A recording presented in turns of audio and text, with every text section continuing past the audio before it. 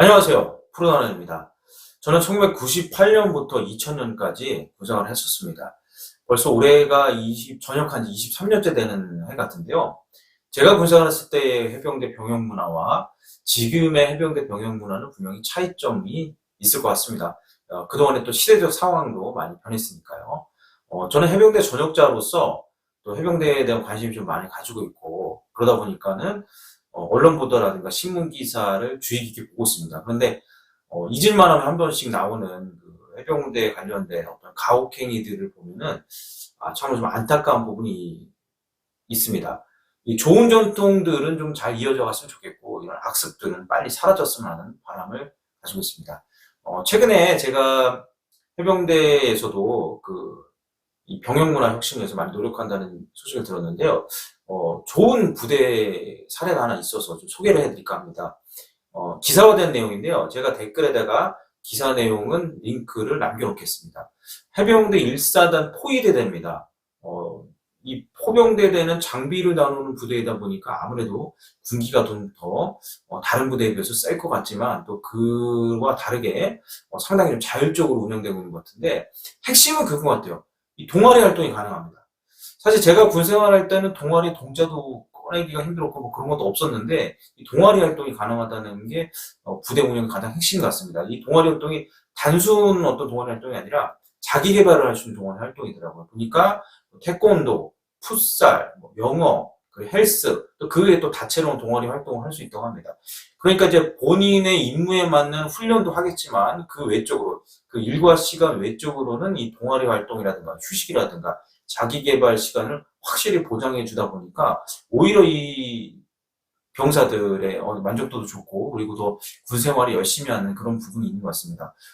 사실 군 생활이라는 것이 아깝게 생각하는 분들도 있어요. 왜냐하면 참 소중한 시간이지 않습니까? 그 인생에 있어서 그 20대의 소중한 시간을 국방의 의무를 진다는 것, 어떻게 보면 참 신성하고 좋은 걸 수도 있겠지만, 또 어떤 측면으로 보면 뭔가 좀 시간이 아깝다는 생각이 드는데, 그래도 그 시간 동안 이런 동아리 활동을 통해서 내가 부족했던 부분도 좀 배워가기도 하고, 어떤 자기개발도 하고, 그것을 통해서 내 진로도 다시 한번 생각해 본다면 상당히 좋은 효과가 나지 않을까, 그렇게 생각합니다. 이 동아리 활동의 결과물로 또 좋은 사례도 있더라고요. 이 헬스 동아리에서 이 금배지를 받는, 이 금배지가 뭐냐면은 전투 체력 활성화 프로그램이었는데, 이제 그 체력이 좋은 인원들한테 준 그게 있나 봐요. 그러니까 육군 같은 뭐 특급 점사 같은 것들인데, 일단은 이 금배지를 받는다는 것은 체력은 일단 특급이 나와야 돼요. 그리고 턱걸이도 25개 이상 해야 되니까, 운동을 좀 해보신 분들은 아시겠지만, 턱걸이 25개가 쉽진 않습니다. 뭐, 상당히 근력이 있어야 되는데, 14명 정도 나왔다는 것은 참 엄청나죠. 포병대대에서 14명이 그렇게 체력이 금배지를 받을 정도라면, 그 부대 전체적으로 보면 전투 체력이 상당하다는 거거든요. 그래서 또 이 동아리 활동에서 이런 부분도 있고, 그리고 이 부대 같은 경우는 매일 아침 대대장님까지 나와서 함께 구보를 한다고 해요. 요즘에 띵고름인데 저는 구보가 편합니다. 그래서 구보라고 하겠습니다. 구보를 한다고 하는데, 이거는 이런 병영 문화를 만들어가는 데 있어서 한쪽만 잘해서는 안 되거든요. 그러니까 여기 대대장님, 간부들, 우리 병들까지 서로 되게 노력하는 부분이 있기 때문에 이런 좋은 병영 문화를 만들어가는 게 아닌가 생각합니다. 또한 전역 예정자라든가 이제 전역하는 인원들에 대해서도 어떤 취업을 할 수 있게 그런 지원책도 마련하고 있다고 하니까 이게 얼마나 좋습니까? 이 짧은 군생활일지 모르지만 또 그 군생활 동안에 좋은 인연들도 만나고, 또 나의 어떤 진로 개발에 있어서 군대에서 도움을 준다? 그러면 군생활 정말 할 만한 거죠. 예.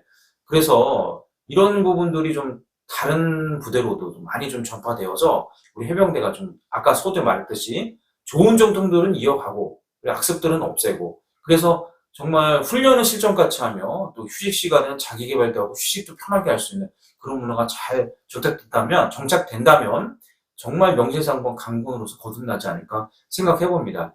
사실 돌아보면은 군필자분들도 아시겠지만 군생활이 쉬운 건 아니에요. 그리고 뭐 어떤 보직에 있어서 뭐 꿀보직은 얘기했지만 그 꿀보직도 생각해 보면 또 어려운 부분도 있는 겁니다. 그래서 군생활은 쉽지 않지만 군 생활을 통해서 자기 개발을 할 수 있다면 그것만큼 좋은 게 어디 있을까? 저는 그렇게 생각을 해봅니다. 어, 군대에 오는 나이가 20대 초반의 나이잖아요. 그리고 이 국방의 의무를 지기 위해서 또 특별히 해병대를 선택해서 오는 인원들.